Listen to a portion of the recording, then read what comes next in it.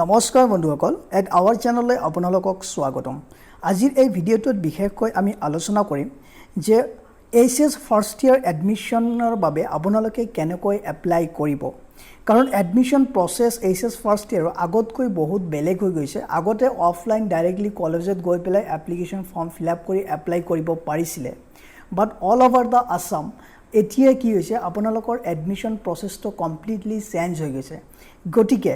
যদি আপুনি HS first ইয়াৰত অসমত এডমিশন ল'ব বিচাৰিছে তেনেহলে কেনেকৈ আপুনি এডমিশন ল'ব পাৰিব সেই বিষয়ে কমপ্লিট প্ৰসেসটো আমি এই ভিডিঅ'টোত ডিসকাশন কৰিম গটিকে ফ্ৰেন্ডছ আপোনালোকে ভিডিঅ'টো স্কিপ নকৰিব এই ভিডিঅ'টো আপোনালোকৰ বাবে বহুত উপকাৰ হ'ব হেল্পফুল হ'ব আই হোপ সো গটিকে আহক ভিডিঅ'টো ফলো কৰক গটিকে চাওক যিবিলাক ক্যান্ডিডেটস এইবাৰ 2022ত মেট্ৰিক পাস কৰিলে তেখেতসকলক মই শুভেচ্ছা জ্ঞাপন কৰিছো আহক আমি ভিডিঅ'টো আৰম্ভ কৰো কেনেকৈ আপোনালোকে এডমিশনৰ বাবে এপ্লাই কৰিব পাৰিব সো প্ৰথমতে চাওক এডমিশনৰ বাবে আপোনালোকে ডাইৰেক্ট আপোনালোকে যিকোনো সাৰ্চ ইঞ্জিনত গৈ পেলাই দৰ্পণ বুলি আপোনালোকে সাৰ্চ কৰিব আপোনালোকে ক্ৰমতে কৰিব পাৰে গুগলতে কৰিব পাৰে দৰ্পণ বুলি সাৰ্চ কৰিব সাৰ্চ কৰাৰ পিছত আপোনালোকৰ পেজটো এনেকৈ এপিয়াৰ হ'ব এপিয়াৰ হোৱাৰ পিছত অলপমান তলত অহাৰ পিছত আপোনালোকে নিশ্চয় চাব পাৰিছে ইয়াতে darpon.ahsec.online.in দৰ্পণ গটিকে ইয়াতে আপোনালোকে কি কৰিব লাগিব ক্লিক কৰিব লাগিব সো সিমিলাৰলি মই ইয়াতে আপোনালোকৰ ক্লিক কৰিছো ক্লিক কৰাৰ পিছত চাওক আপোনালোকৰ যেটো অফিচিয়েল ওয়েবসাইট আছে দৰ্পণৰ সেই দৰ্পণ অফিচিয়েল ওয়েবসাইটটো ফ্ৰন্ট পেজটো ওপেন হৈ গল আৰু এই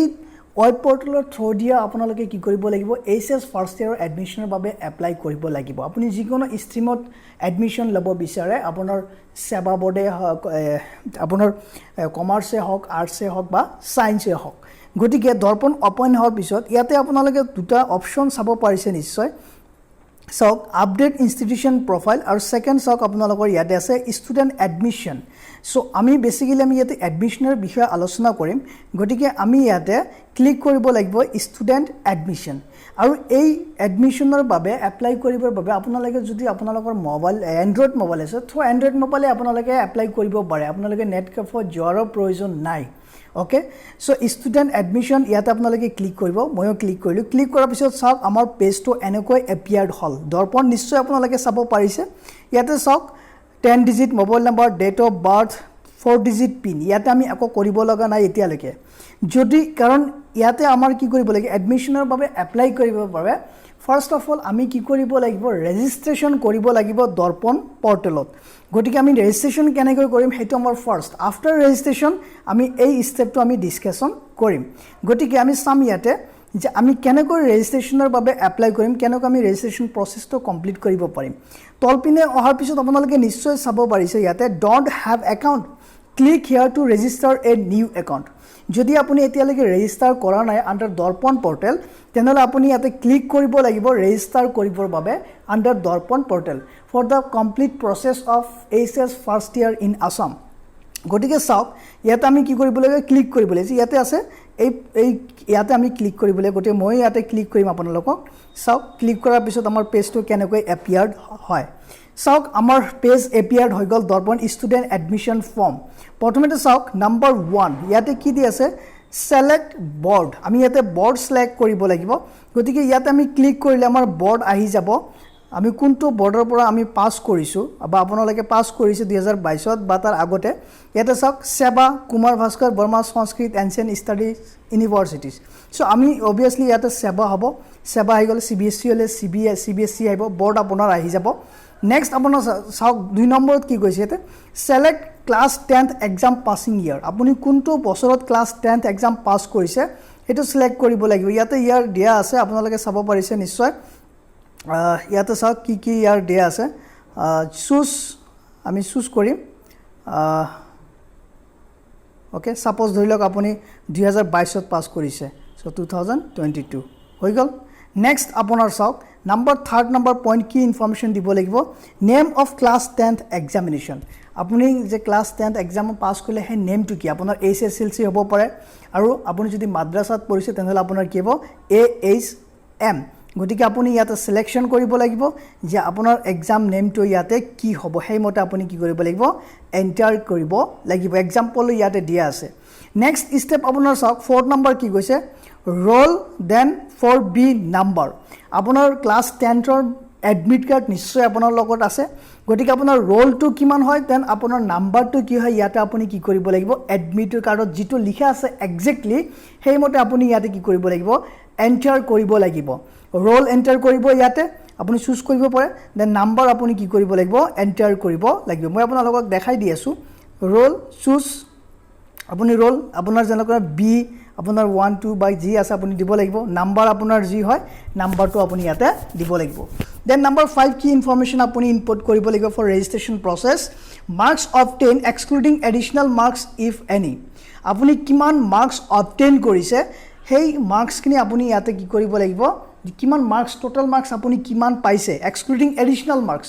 মাৰ্কস বাদ দি পেলাই গতিকে সেই মাৰ্কসটো আপুনি ইয়াতে দিব লাগিব সাপোজ আপুনি 450 পাইছে সো 450 আপুনি ইয়াতে দিব লাগিব নেক্সট আপোনাৰ চাওক total marks excluding additional marks if any আৰু টোটাল মাৰ্কস আপোনাৰ কিমান হয় হেতু আপুনি দিব লাগিব টোটাল মাৰ্কস obviously 500 হয় এক্সক্লুডিং এডিশনাল মাৰ্কস তো নালাগে 500 আউট অফ 500 আপুনি কিমান পাইছে এটো ইয়াতে দিব লাগিব সো 5.6 আমাৰ কমপ্লিট হৈ গল I hope আপোনালোকে নিশ্চয় বুজি পাইছে নেক্সট 7 নম্বৰ পইণ্টত কি কৈছে চাওক percentage of marks secured in 10th board exam আপুনি board examত কিমান percentage marks পাইছে সেই marks তো আপুনি ইয়াতে ইনক্লুড কৰিবলে সাপোজ আপুনি 75% পাইছে 75% দিব লাগিব বা ধৰি লওক আপুনি 80% পাইছে সো 80% আপুনি লিখিব লাগিব নেক্সট নম্বৰ 8 পইণ্ট আপোনালোকে চাব your full name as per class 10th certificate আপুনি নিশ্চয় class 10 পাস কৰিছে আৰু class 10 certificateত আপোনাৰ যেটো নেম হয় বা এডমিট কাৰ্ডত যেটো আপোনাৰ নাম আছে বা মাৰ্কশিটত নাম আছে সেই নামটো আপুনি ইয়াতে লিখিব লাগিব ফুল নকৰিব as usual as যেটো দিয়া আছে সেই সেম আপুনি ইয়াতে ইনক্লুড কৰিব লাগিব দেন ডেট অফ বাৰ্থ আপোনাৰ জন্মৰ তাৰিখ ইয়াতে দিব লাগিব as per 10th certificate আপোনাৰ ক্লাস 10ৰ এডমিট কাৰ্ড আছে তাতে আপোনাৰ ডেট অফ বাৰ্থ জন্মৰ তাৰিখ দিয়া আছে এই জন্মৰ তাৰিখ আপুনি ইয়াতে ইনপুট কৰিব লাগিব ইয়াতে আমি ডিসকাশন কৰিম যে কি ডকুমেন্টস আপোনালোকে আপলোড কৰিব লাগিব ৰেজিষ্ট্ৰেচন প্ৰসেস কমপ্লিট কৰিবৰ বাবে আপোনালোকে ভিডিওটো হেক লগে চাব মিছ নকৰিব আৰু যদি তথ্যখিনি আপোনালোকক ভাল লাগে প্লিজ লাইক কৰিব শেয়াৰ কৰিব আৰু চেনেলটো সাবস্ক্ৰাইব কৰিব নাপাহৰিব next 10th number sabo mother's name as per class 10 certificate আপোনালোকে লিখিব then father's name লিখিব guardians আপোনাৰ father হ'ব পাৰে mother হ'ব পাৰে বা কোনবা বেলেগ হ'ব পাৰে it does not matter আপোনাৰ guardian name দিব পাৰে then email id optional ইয়াটো optional আছে আপুনি দিব পাৰে নিদিব পাৰে but মই আপোনালোকক সাজেষ্ট কৰিম আপোনালোকে আপোনালোকৰ নিজৰ নামত email id ক্ৰিয়েট কৰি লওক আৰু ইয়াতে email id দি দিব আজিৰ যুগত email id টো বহুত ইম্পৰ্টেন্ট বস্তু হয় ওকে আৰু এটা বস্তু মই আপোনালোকক জনাও ইয়াতে আপোনালোকে মিস্টেক নকৰিব কোনো ধৰণৰ এৰৰ নকৰিব ফৰ্ম ফিলআপ কৰোতে বহুত সাৱধানত কৰিব কাৰণ কিবা যদি এটা ভুল হৈ যায় তথ্যখিনি তেনলে আপোনাৰ পিছলৈ বহুত প্ৰবলেম হ'ব পাৰে আপুনি কাৰেকচন কৰিব কাৰণে চান্স নাপাবও পাৰে so B careful while filled up this registration form then আপোনালোকে চাব ইয়াতে আপোনালোকৰ কি কৈছে 12 13 গল আমাৰ 14 নম্বৰ চাওক 10 digit mobile number very important This is very important. এই মোবাইল নাম্বাৰটো আপুনি দিব লাগিব আৰু যেটো মোবাইল নাম্বাৰ বেসিক্যালি আপুনি ব্যৱহাৰ কৰে আৰু ভৱিষ্যতত আপুনি চেঞ্জ নকৰিব সেই মোবাইল নাম্বাৰটো আপুনি ইয়াতে দিব এটো কথা সদায় মনত ৰাখিব ওকে ভেৰি ইম্পৰ্টেন্ট আৰু মোবাইল নাম্বাৰ দিওতে আপুনি ভুল নকৰিব ভুল কৰিলে আপুনি যেতিয়া আপুনি সাপোজ সিলেকশন হৈ যাব এডমিশনৰ বাবে কোনবা এখন কলেজত আপোনাৰ মেছেজটো এই ৰেজিষ্টাৰ্ড মোবাইল নাম্বাৰতে পঠিয়াব গতিকে যদি আপুনি মোবাইল নাম্বাৰটো যদি ভুল কৰি দিয়ে বা পিছলৈ যদি মোবাইল নাম্বাৰটো চেঞ্জ কৰি দিয়ে তেতিয়া কিন্তু আপোনাৰ অসুবিধা হৈ যাব আপুনি গম নাপাব গতিকে মোবাইল নাম্বাৰটো very important okay so 10 digit mobile number আপোনালোকে এন্টাৰ কৰিব আৰু সেম মোবাইল নাম্বাৰ আপোনালোকে ইয়াতে আকৌ এন্টাৰ কৰিব লাগিব কনফাৰ্ম কৰিবৰ কাৰণে ওকে নেক্সট আপোনালোকে এন্টাৰ কৰিব লাগিব সব সিলেক্ট নেশনালিটি obviously ইন্ডিয়ান আমি সকলো ইন্ডিয়ানে হয় যদি বাহিৰা কান্ট্ৰি কোনোবাৰ হয় তেনলে হেতু আপুনি কি কৰিব লাগিব সিলেক্ট কৰিব লাগিব কোন কান্ট্ৰি হয় দেন এড্ৰেছ ফৰ কমিউনিকেশ্যন আপোনাৰ এড্ৰেছ ফৰ কমিউনিকেশ্যন আপুনি দিব লাগিব এড্ৰেছ ইয়াতে suppose address line 1 address line 2 both are very important আৰু ইয়াতে ষ্টাৰ মাৰ্কস বিলাক দেখিব পাৰিছে না এইবিলাক কম্পালসৰি হয় মেন্ডেটৰি আপুনি ফিল আপ কৰিবই লাগিব ওকে এড্ৰেছত যেনেকৈ আপোনাৰ ধৰি লওক village post office district pin code state এইবিলাক গোটেইখিনি আহি যাব নেক্সট আপোনাৰ ষ্টেট ইয়াতে সিলেকশন কৰিব লাগিব ষ্টেট চাওক ইয়াতে অবিয়াসলি আমাৰ কি হ'ব আসাম সো আসাম সিলেক্ট কৰিলে ডিস্ট্ৰিক্ট আপোনাৰ কোনটো ডিস্ট্ৰিক্ট হয় সাপোজ ইয়াতে কি আছে ধৰি লওক আপোনাৰ বজালি ডিস্ট্ৰিক্ট হয় সো বজালি সিলেকশন কৰিলে then post office enter your post অফিসৰ নাম আপুনি ইয়াতে এন্টাৰ কৰিব লাগিব কোনটো পোষ্ট অফিসৰ হয় দেন পিন কোড আপোনাৰ যেটো পোষ্ট অফিস হয় তাৰ পিন কোডটো কি হয় ইয়াতে আপুনি এন্টাৰ কৰিব লাগিব দেন চাওক village town or ward enter your village or town ward আপোনাৰ ভিলেজ বা টাউন বা ওয়াৰ্ডৰ নামটো কি হয় এটো আপুনি লাষ্টত এন্টাৰ কৰিব লাগিব দেন আপোনাৰ কি হ'ব এড্ৰেছখিনি আপোনাৰ কমপ্লিট হৈ যাব নেক্সট select religion আপুনি select কৰিব লাগিব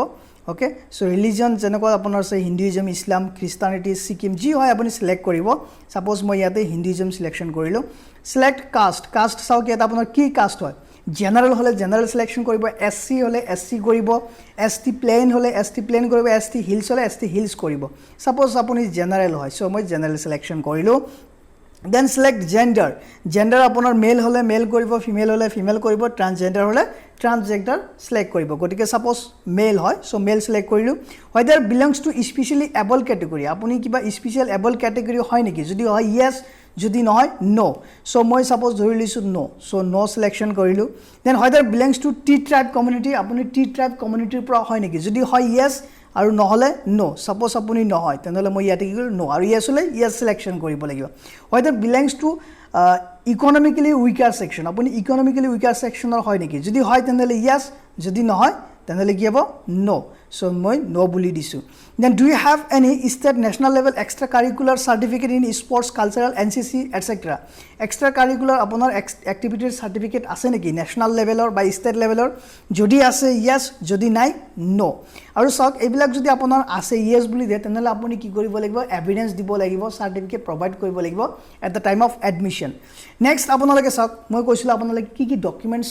আপলোড কৰিব লাগিব কি ফৰমেটত কিমান সাইজত to complete this registration process তাৰ বাবে আপোনালোকে চাওক ইয়াতে আপোনালোকে আপলোড কৰিব লাগিব প্ৰথমতে আপোনাৰ পাসপোৰ্ট সাইজ ফটো আৰু ম্যাক্সিমাম সাইজ ফটো আপোনাৰ হ'ব পাৰে 1 MB আৰু আপোনাৰ কি ফৰমেটত হ'ব পাৰে ফটোটো JPG ফৰমেট হ'ব পাৰে JPEG ফৰমেটত হ'ব পাৰে বা PNG ফৰমেটত হ'ব পাৰে আপুনি ইয়াতে গৈ পেলাই ক্লিক কৰি পেলাই ফটোটো আপলোড কৰিব লাগিব আৰু সাইজটো আপোনালোকে চাই ল'ব পাসপোৰ্ট সাইজৰ ফটো আপোনাৰ ম্যাক্সিমাম 1 MB হ'ব পাৰে তাতকৈ বেছি হ'ব নোৱাৰে তাতকৈ বেছি হলে একচেপ্ট নকৰিব আপলোড নহব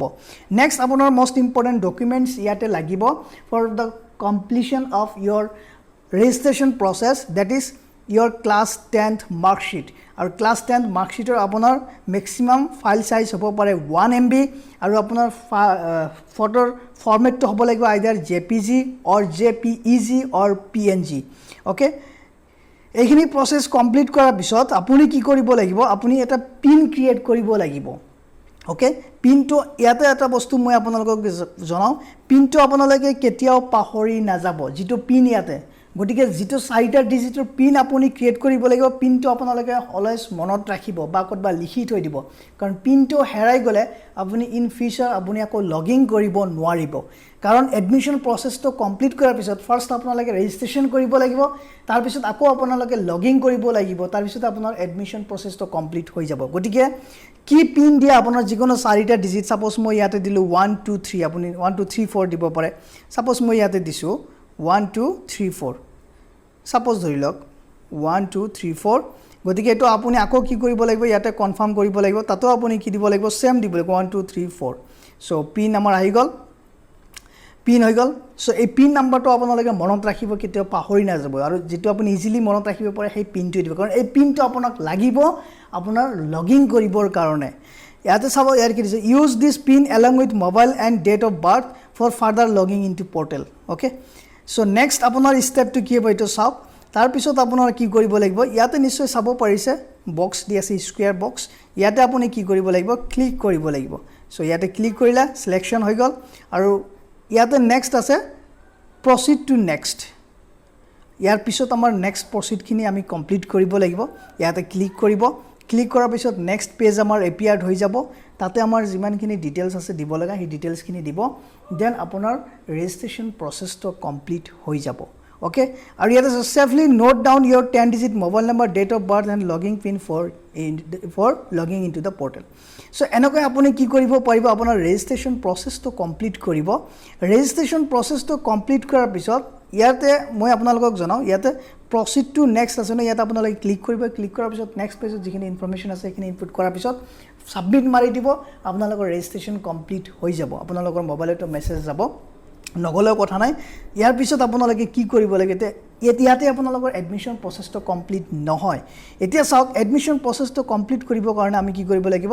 আকৌ হোম পেজত যাব লাগিব সো গতিকে আহক মই ইয়াতে হোম পেজত আহিলো অহাৰ পিছত হোম পেজত আপোনালোকে চাব পাৰিছে 10 ডিজিট মোবাইল নম্বৰ যেটো মোবাইল নম্বৰ দি আপুনি ৰেজিষ্ট্ৰেচন কৰিছে সেই মোবাইল নম্বৰটো আপুনি ইনপুট কৰিব লাগিব দেন ডেট অফ বাৰ্থ যেটো ডেট অফ বাৰ্থ আপুনি ৰেজিষ্ট্ৰেচনৰ সময় দিছিলে দৰ্পণ পৰ্টেলত সেই ডেট অফ বাৰ্থটো ইয়াতে আপুনি এন্টাৰ কৰিব লাগিব দেন 4 ডিজিট পিন আপুনি যেটো 4 ডিজিট পিন সিলেকশন কৰিছিলে সেট কৰিছিলে ৰেজিষ্ট্ৰেচনৰ সময়ত সেই 4 ডিজিট পিন আপুনি ইয়াতে কি কৰিব লাগিব ইনপুট কৰিব লাগিব কৰাৰ পিছত আপুনি কি কৰিব লাগিব নেক্সট ষ্টেপটো ইয়াতে লগিং এজ এ ষ্টুডেন্ট আছে নহয় ইয়াতে আপোনালোকে ক্লিক কৰিব লাগিব ক্লিক কৰাৰ পিছত আপোনাৰ পৰ্টেলটো ওপেন হ'ব দেন আপোনালোকে কি কৰিব লাগিব এডমিশন প্ৰসেছটো কমপ্লিট কৰিবৰ বাবে আপুনি আপোনাৰ কোৰ্স সিলেকশন কৰিব লাগিব কোৰ্স সিলেকশন মানে আপুনি কোনটো কোৰ্সত এডমিশন লব বিচাৰিছে ইয়াতে মই লগিং কৰিব নোৱাৰো যেহেতু মই ৰেজিষ্ট্ৰেচন কৰা নাই মই এপ্লিকেবল নহয় ৰেজিষ্ট্ৰেচন কৰিবৰ বাবে বাট আপোনালোকক জনাও আপোনালোকে কি কৰিব লাগিব ৰেজিষ্ট্ৰেচন প্ৰসেছটো কমপ্লিট হোৱাৰ পিছত আপুনি লগিং কৰিব লাগিব এইখিনি ডিটেইলছ দি পেলাই লগিং কৰাৰ পিছত আপোনাৰ আইডিটো আপোনাৰ একাউণ্টটো ওপেন হৈ যাব তাৰ পিছত আপুনি কি কৰিব লাগিব তাতে কোৰ্স সিলেকশন কৰিব লাগিব কোনটো কোৰ্সত আপুনি এডমিশন লব বিচাৰিছে আপুনি আৰ্টছত লব বিচাৰিছে এডমিশন নে সায়েন্সত লব বিচাৰিছে নে কমাৰ্চত লব বিচাৰিছে আফটাৰ সিলেকশন অফ কোৰ্স তাৰ পিছত ষ্টেপটো আপুনি কি কৰিব লাগিব ইয়াতে আপুনি কৰিব লাগিব আপুনি কোনখন কলেজত এডমিশন লব বিচাৰে ম্যাক্সিমাম আপুনি 5খন কলেজ আপুনি সিলেকশন কৰিব পাৰিব এডমিশনৰ বাবে